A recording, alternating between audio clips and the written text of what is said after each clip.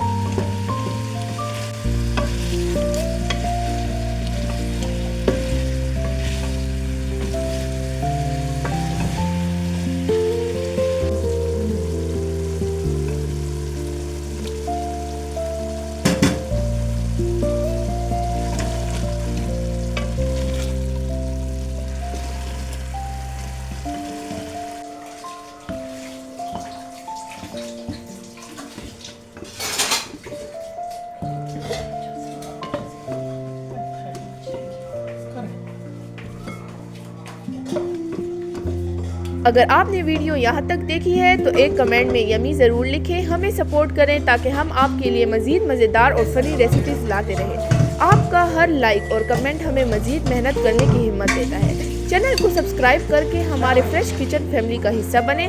आपकी सपोर्ट के बगैर ये मज़ेदार सफ़र मुकम्मल नहीं हो सकता।